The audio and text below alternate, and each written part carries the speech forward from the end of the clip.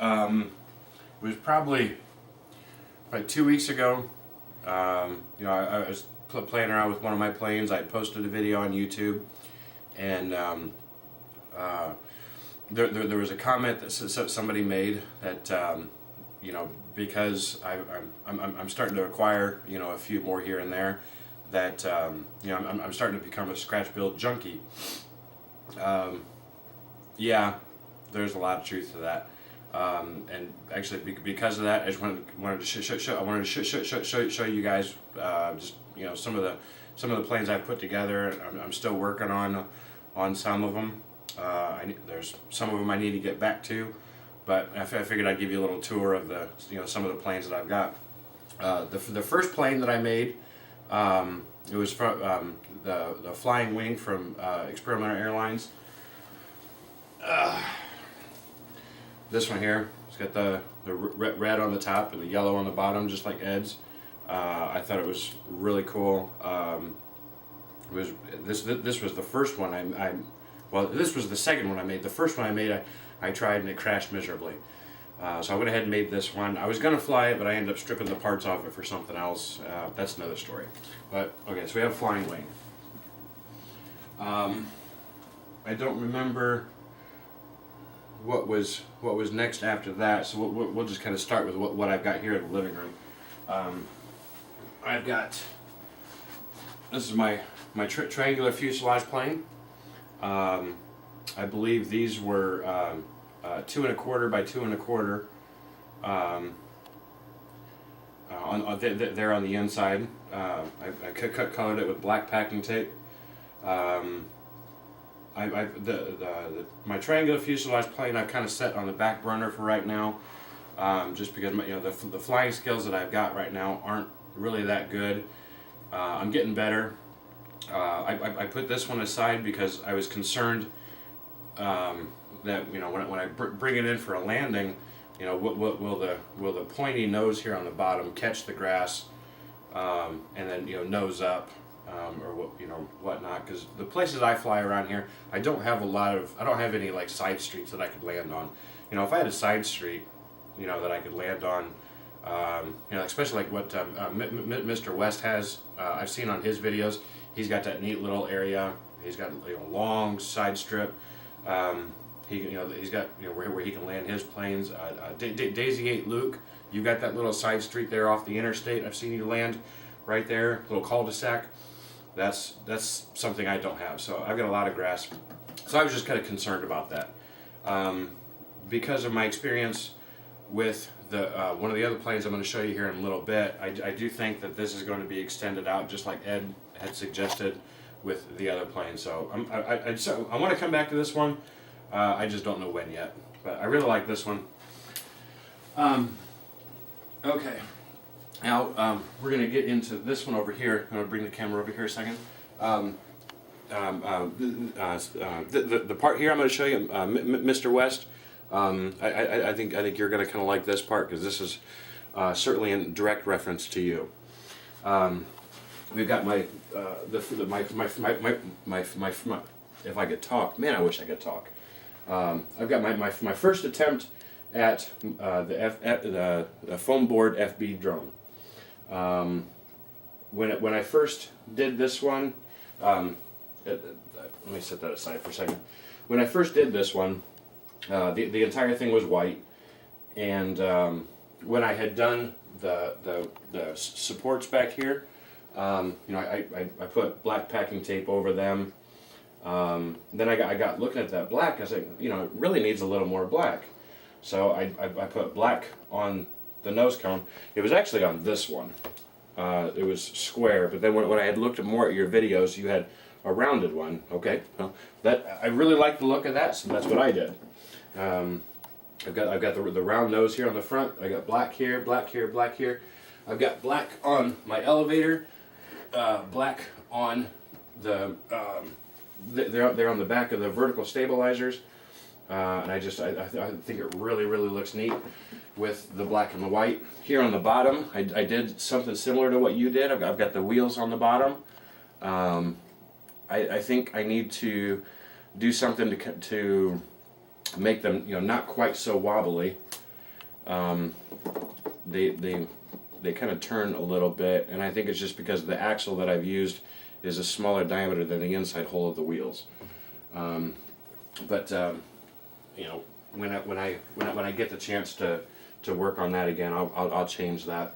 Actually, the wheels I picked up at Harbor Freight where my wife works, they're just casters. I cut the bracket off and I use the wheels. So that's the first attempt of my FB drone. I've got black on the ailerons.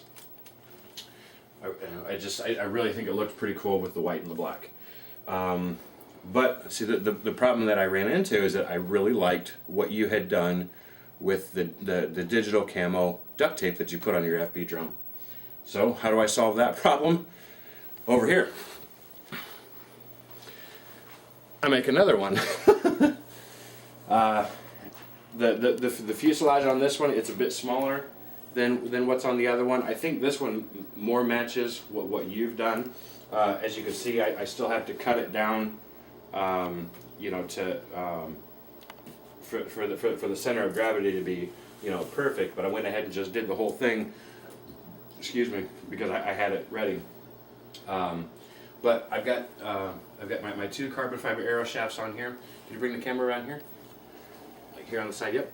I have my carbon fiber arrow shafts here. I actually did black duct tape on the sides here because I learned on my other one that it's, you know, with packing tape it's just hard to get the tape on there and wrapped around there nicely without getting a bunch of wrinkles, and the duct tape really lays down a bit more flat. So I put the duct tape on here instead of the packing tape. I got black on my rudder, black on my elevator. Okay, actually I had the ailerons I don't have on this one yet. But yeah, I've got my camo FB drone. I did the same thing you did with the safety wire going down through here. On the FB drone that you've got, you still have the holes showing right there, which, you know, just like what you said to me, you've got to really look for them to see. Well, I went ahead and just covered mine. So I've got my FB drone. Here's just two examples of my first attempts. I probably should have started this video with these, but my first attempts at the arm and wing. As you can see, the airfoil on here is pretty blunt here on the front.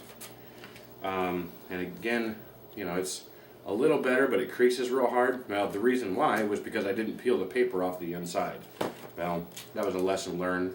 I still have these. I just don't quite have the heart to throw them away yet. So, all right, unfortunately, now we've got to go into another room because I ran out of floor space here. As you can see here, I've got my piece drone. I did this real similar to how Ed did his. The red with the yellow, I just think was gorgeous on his. I think it really looked nice. So, you know, that was what I wanted to do. If you can bring the camera down here, right here. Got that? Okay, I put a small piece of foam board in here just to give it that angle of incidence, I believe you guys call it. You know, that was something that Ed had talked about on his piece drone. He had a piece in there just to give that natural lift on the front. And instead of using that sticky door window insulation to help hold your wing down, I actually just use Velcro. You know, just keeps it in place, and then I use my rubber bands to go around my posts. So that keeps that on there. The front here does come apart. It comes apart real good. Actually, I noticed that when I put the packing tape on the inner coupler right here, it slides on there really nice. You know, I might put a piece of duct tape or electrical tape on here just to hold it on there during flight. I don't know if it'll really need it, but I can do that. I've got Velcro here on the back side also. My ailerons back here. I've got them kind of tapered away from the tube and the motor. I thought that would be kind of cool. Here on my stabilizers, I tried really hard. I'm not kidding. I tried real hard to be able to put those rare earth magnets in here to like on some of the other piece drums, you know, to help hold these vertical stabilizers up. I tried so hard to do that, and I don't know, I couldn't get it to sit right, or the magnets would fold up on the tape, and it didn't come out right. So I used Velcro. I just took a piece of hot glued that down there, cut a little slit here on the side, and just poked that through. I hot glued it down on the outside here, and put a piece of tape over that so you really can't see it. And there you go. And the way this wing folds down, it folds down just like the piece drum that Ed has. It breaks in the middle. The vertical stabilizers fold inside each other, and then actually the way I did my Velcro holders here, I did this one opposite of that one, so that I've got the hook meeting the loop on the other one. So when it's folded up like this, these two little flaps here will hold the entire collapsed wing together. And I've got, for the time being, I've got two 4-foot. Let's see, these are 1/4-inch dowel rods. For the time being, I've got the two of them here. One of them is in there, the other one is the pusher rod. I'll probably go to the carbon fiber shafts when I get the chance. I just haven't. I've got these around. The piece drum here was actually my second attempt, because I didn't like my first one. My first one was here on the wall. Somebody's outside shooting fireworks. But yeah, this was my first one. I got that sticky insulation on here. Got my wing. This is one of the other wings that I had. Again, you can tell, you know, the airfoil. It's not round. It creased right there. Yeah, because I still have the paper on the inside. You know, so you can tell that was done a while ago. The wing here is just kind of sitting to the side. I just don't have the heart to throw it away yet. This one here, you can tell I did a lot better job on. I peeled the paper off, and it's a lot more round. Then we've got my the square fuselage plane. Excuse me. I didn't mean for this to come out like the Photon. I was just trying something different, and when I got help from you know, quite a few of you YouTube guys, one of the suggestions that Ed had made, and what's that guy's name? McKenzie, Rob McKenzie, hell of a nice guy. Between the two of you, you suggested that I extend my nose to help balance out the center of gravity. It helped tremendously. I put up a video last week, or you know, something like that, how the plane balanced out. Yeah, it did really well. So here's that one. It basically came out like the Photon, except for the tapered nose. I didn't mess around with that. I just decided not to. But I've got my wing. It's collapsible. Again, it's got the wood dowel going through here for now. I've got my Velcro tabs on here, just like my piece drum. And again, I did the Velcro opposite of the other one, so that when you fold them around, the Velcro on the stabilizers hold each other in. I've got my hatch here in the front. Excuse me. Bring that up here.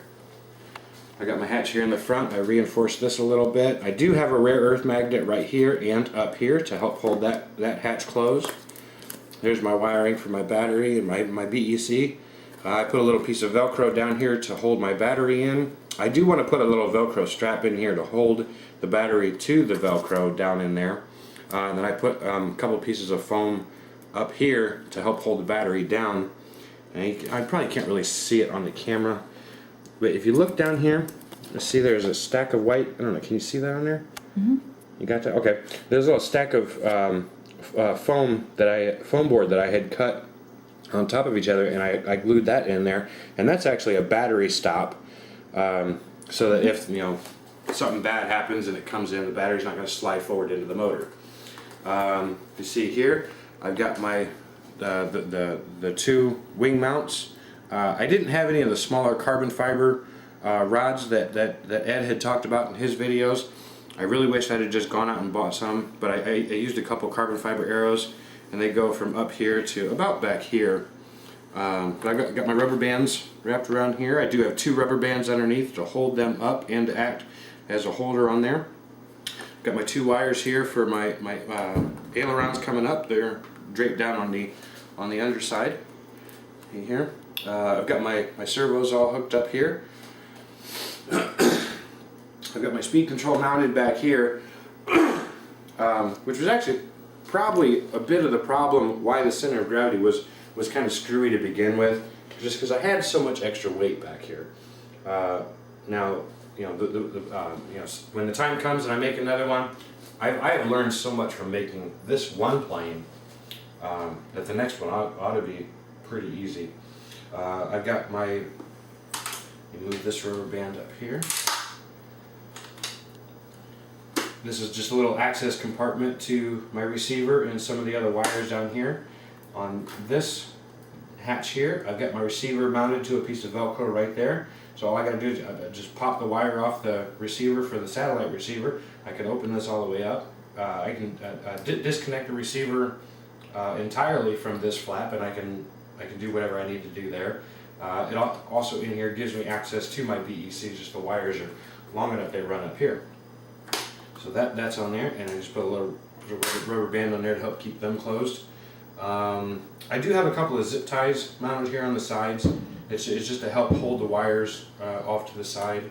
Got my servos here on the back.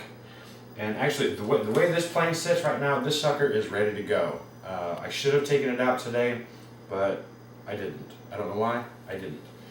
But I put a couple pieces of foam up here in the front to lift the nose up. You know, kind of a landing skid here on the front. I did that. But yeah, I really wish I could talk. But the plane, as it sits right now, it is ready to go. It is ready to try. It is ready to fly. So I think that's pretty much it. There was a video that I put up the other day that, you know, the styrofoam glider I was working on, I crashed it beyond repair. I screwed the nose up pretty bad. So I went over to the store and I bought me another one, and I'm currently working on getting that one together. I really enjoyed flying that, so I certainly wanted to make another one. So being a foam board scratch build junkie, yeah, definitely. Something that's neat, I was just talking to my wife about this a second ago. I counted up all of the sheets of foam board that I've got here. I've got 7 planes, and just in the foam board I've got like $27, $28 in foam board, made all these planes. That's pretty good. Now there's just one little thing that I want to talk about before I end this video. I want you to give me the camera. Because I want you to give me the camera. Let me get my hand out of the way, because we're going to film you. Now, see, the bad thing is the wife didn't know about this, so she kind of looks surprised right here. What we're looking at now is my wife. This is Jordan. Say hi, Jordan. Hi. That's right. Jordan has been such a good sport with all of this. She really thinks that it's pretty cool, right? Yes. Yeah. Yes. And to put this stuff together, it's okay. Oh yeah. Why is that? Because it's fun to watch you fly it. Because it's fun to watch me fly. How cool is that? Okay, so anyway, like I said, being a scratch build junkie, definitely. Tomorrow and Tuesday I've got to work, so there's not going to be much flying then. I should be off Wednesday, Thursday, so I'm going to see about getting my purple and red plane out and trying to give it its maiden flight. So anyway, I really appreciate you guys watching. I really appreciate you guys' help, and I guess we'll catch you later. So for the wife, say bye. Bye. Okay, we'll talk to you later. Thanks for watching.